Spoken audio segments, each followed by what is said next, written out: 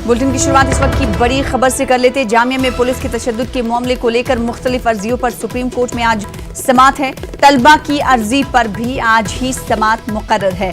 Delhi police के आला हुक्काम दिगर फरीक़ैन अदालत पहुंच चुके हैं। पंडित प्रमोद जोशी भी सुप्रीम कोर्ट से रुजू हुए हैं।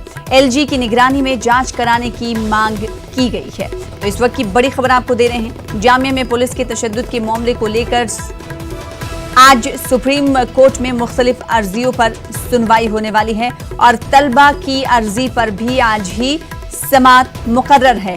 इस बीच दिल्ली पुलिस के आला हुक्काम दिगर फरीक़ैन भी अदालत पहुंच चुके हैं। पंडित प्रमोद जोशी भी सुप्रीम कोर्ट से रुजू हुए हैं।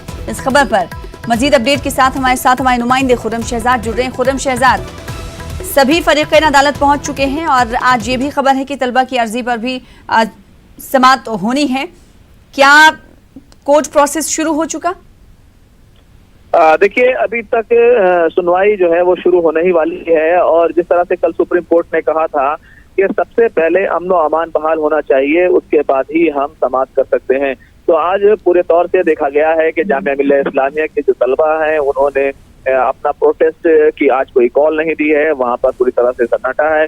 अलबत्ता पुलिस के सिक्योरिटी के सख्त इंतजाम है। अभी जो सुप्रीम कोर्ट से खबर आ रही है उसमें दिल्ली पुलिस के ज्वाइंट कमिश्नर देवेश श्रीवास्तव हो या फिर स्पेशल कमिश्नर विजिलेंस करवीर हो, वो सुप्रीम कोर्ट पहुंच गए हैं और थोड़ी देर में इस मामले की समाअत बाज़ाब्ता शुरू होने वाली है।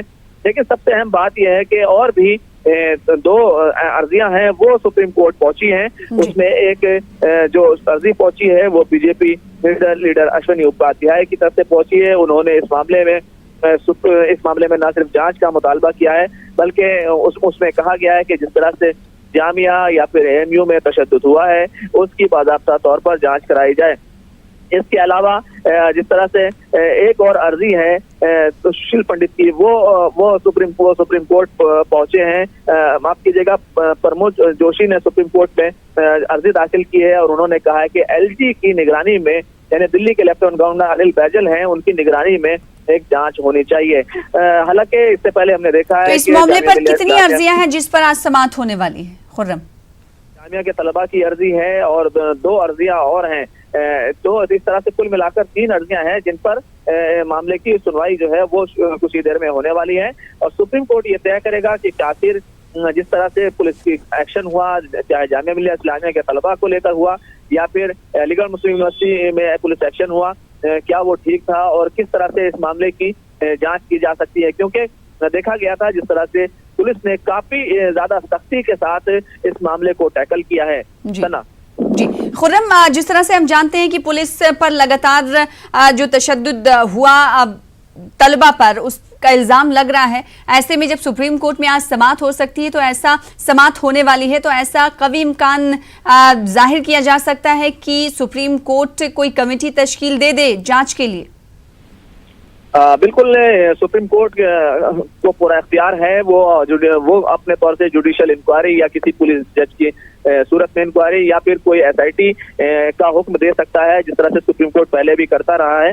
लेकिन एक खास बात यह है कि दिल्ली पुलिस ने अब तक जिस तरह से किसी को हिरासत में नहीं लिया था, जिस तरह से रात में 10 लोगों को जामिया नगर के इलाके से हिरासत में लिया है, तो दिल्ली पुलिस ने साफ कर दिया है एक तरह से कि वो इस मामले में कार्रवाई कर रही है और अदालत के सामने दिल्ली पुलिस अब ये बताने की काबिलियत रखती है, अहलियत रखती है कि वो कुछ ना कुछ कर रही है। इस मामले को लेकर के जिन लोगों ने तशद्दुद किया है उनके खिलाफ कार्रवाई की जा रही है।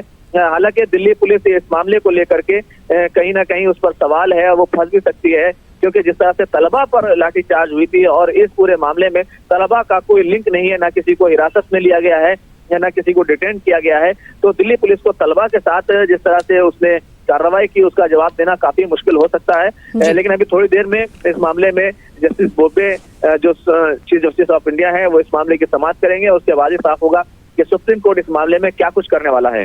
जाहिर सी बात है और नजर सुप्रीम कोर्ट पर आज की सुनवाई पर लगी हुई है। अब देखना ये होगा कि सुप्रीम कोर्ट जब समाअत करता है तो किस तरह इस मामले को लेकर फैसला लेता है, तफसीलें देता है। बेहद शुक्रिया खुर्रम शहजाद हमारे साथ जुड़ने के लिए और अपडेट देने के लिए। वहीं जामिया